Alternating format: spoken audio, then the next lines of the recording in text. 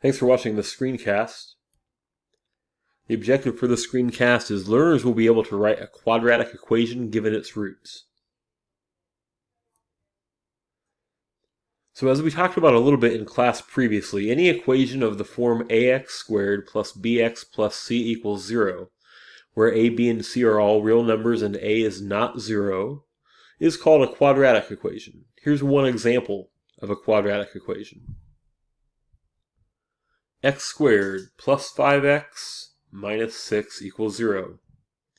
Now, any number that solves the equation when substituted for x is called a root of the quadratic equation. So I can give you one example for this very equation above right here, that x equals 1 is a root of that equation. And I can prove that to you if I replace x with 1 everywhere I see 1 in the equation.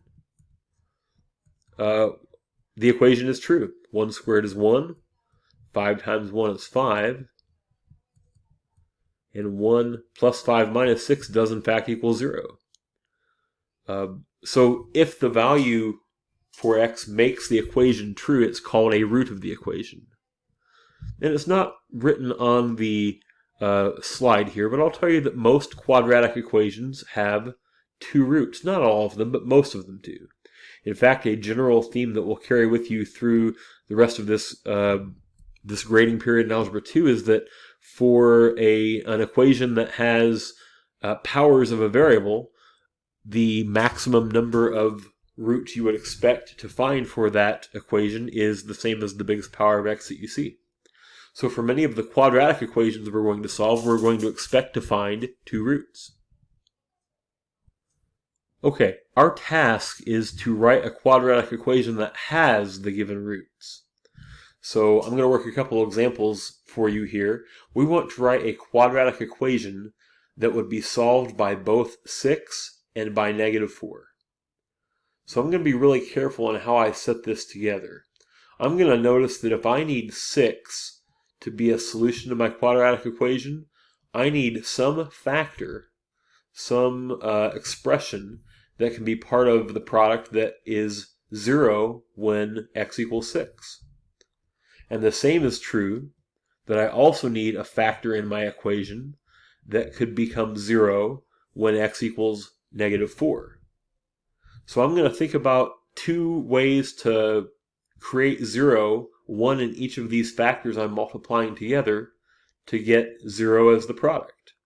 So if I can find the expression that would make this factor 0 by choosing 6 as x, 0 times anything is 0, and I want to find another expression to put here that would be 0 when x is -4, because that would make this factor 0, and 0 times anything is 0. So I think that if I need x equals 6 to make this factor 0, why don't I do something like x minus 6? If I let x be 0 now, it would say 6 minus 6, which is 0. Now I want to write a similar expression here that would make this factor 0 when -4 equals x. How about x plus 4? And now if I put -4 in for x, this factor is 0. Now technically I've done what is expected of me, but I'm going to ask you to put on your Algebra 1 hat and multiply these together to write the equation in its standard form. So think about double distribute or FOIL or whatever method you learned for multiplying two binomials in Algebra 1. I'll kind of model the FOIL idea. X times x is x squared. X times 4 is 4x. -6 times x is a -6x. And -6 times 4 is -24. And I've got some like terms here. 4x minus 6x would be a -2x. I think the equation that we seek is x squared minus 2x minus 24 equals 0.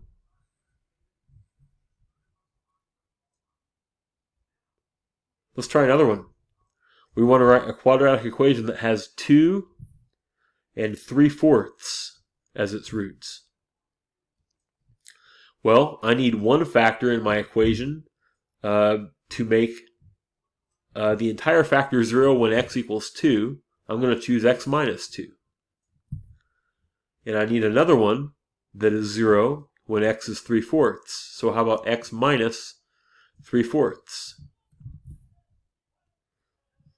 Now this is a little bit different, isn't it? This is a little bit unique. I'm not sure I want to mess around with multiplying a fraction by a whole number. So the instructions also said I could write any equation, not necessarily one specific one. So how about, to get rid of the 4 in the denominator, let me multiply both whole sides of the equation by 4. Now this 4, this is multiplying 3 things together on the left side, and I can multiply them in any order. So what's important to know is that I'm not going to multiply like both factors by 4. I'm only going to multiply the one that I want to multiply by 4 by 4. So let me choose to distribute the 4 to this one, because that's the one that has the 4 on bottom that I want to get rid of. So instead, let me write x minus 2 times, if I distribute the 4 here, that would be 4x minus 3. And of course on the right side, 0 times 4 is still 0. And now I will multiply these together. X times 4x is 4x squared. I'm going to try and do the two middle terms without writing them separately this time. These two terms make negative 8x. These two make negative 3x, so together that would make a negative 11x. And negative 2 times negative 3 is positive 6. How about 4x squared minus 11x plus 6? Okay, you know the drill. Pause the video, try these two items, and when you think you've got the answers, hit play and check it out.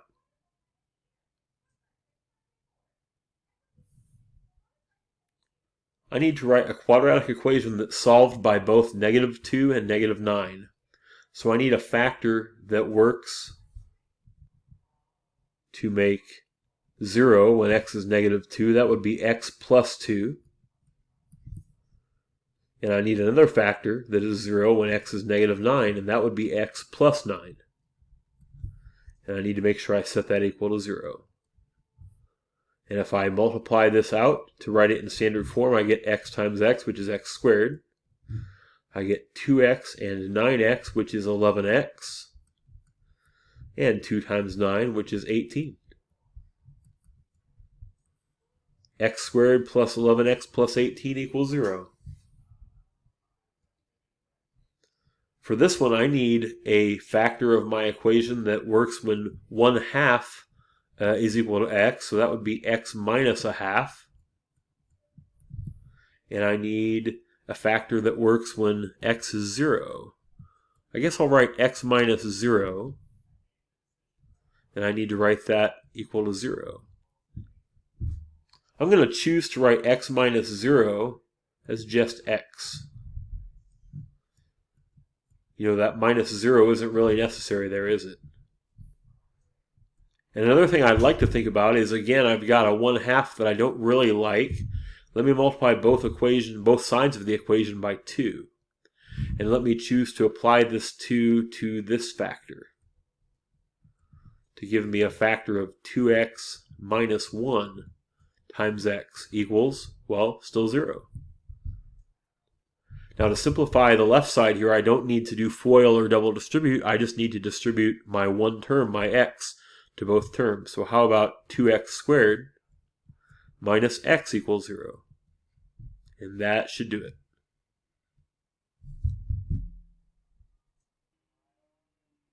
As always, thanks for watching.